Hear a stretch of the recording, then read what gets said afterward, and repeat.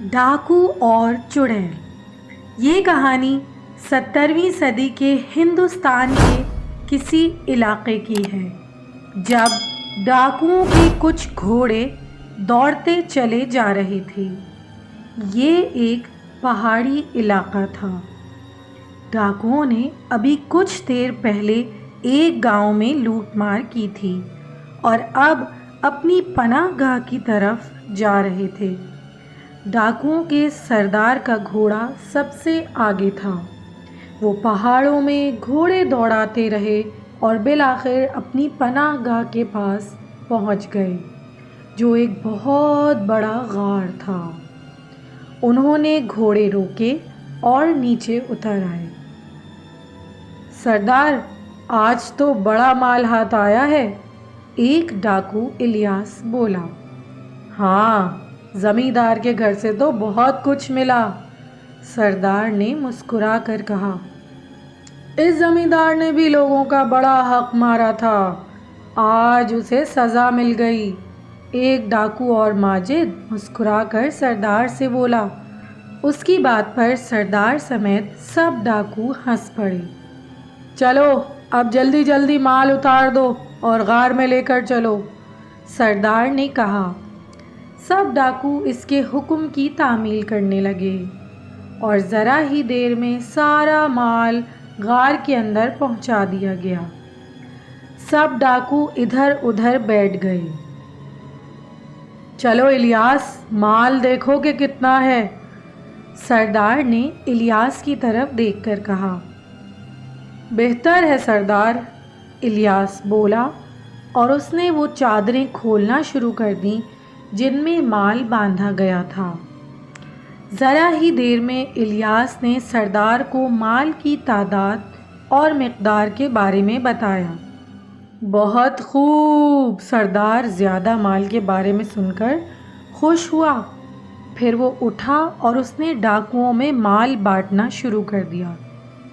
اسی وقت اچانک غار میں سے کسی عورت کے ہنسنے کی آواز سنائی دی۔ سارے ڈاکو چونک گئے اور ایک دوسرے کی طرف دیکھنے لگے۔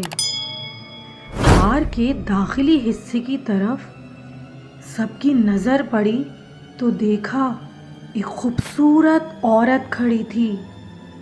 کون ہو تم؟ سردار نے سخت لہجے میں اس عورت سے پوچھا۔ عورت ہوں، وہ ہنس کر بولی۔ وہ تو ہمیں بھی نظر آ رہا ہے، لیکن یہ بتاؤ کہ تم کون ہو اور یہاں کیا کر رہی ہو؟ سردار برہم ہو کر بولا۔ میں ایک مظلوم عورت ہوں، وہ معصوم منہ بنا کر بولی۔ مظلوم عورت؟ سردار طنزیہ انداز میں بولا۔ مظلوم عورتیں اس طرح ہنستی ہیں جس طرح تم ہنس رہی ہو؟ میں واقعی مظلوم ہوں، وہ بولی۔ ثابت کرو کہ تم مظلوم ہو، سردار نے کہا۔ یہ دیکھو، یہ میرے پیر پیچھے کی طرف ہیں، چڑیل نے اپنے پیروں کی طرف اشارہ کیا۔ سب ڈاکوؤں نے حیرت سے اس کے پیروں کی طرف دیکھا۔ سوائے سردار کے سارے ڈاکو خوفزدہ ہو گئے۔ وہ سبھی یہ بات جان چکے تھے کہ وہ عورت نہیں، چڑیل ہے۔ تم کیا چاہتی ہو؟ سردار نے بے خوف لہجے میں چڑیل سے پوچھا۔ کچھ بھی نہیں، بس تم لوگوں کا خون پیوں گی، وہ بولی۔ نہیں، تم ایسا نہیں کرنا، ایک ڈاکو امجد گڑ گڑایا۔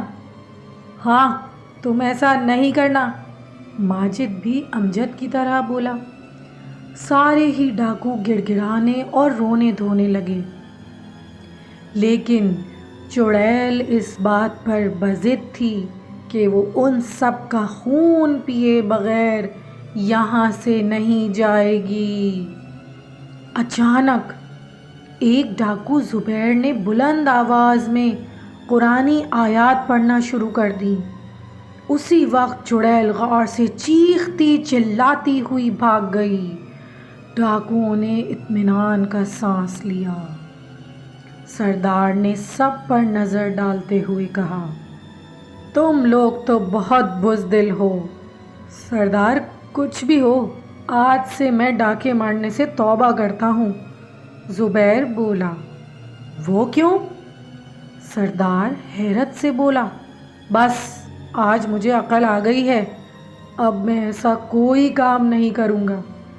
شکر ہے کہ ہماری جان بچ گئی، اور آج میں توبہ کرتا ہوں کہ اب میں کبھی ڈاکہ نہیں ڈالوں گا۔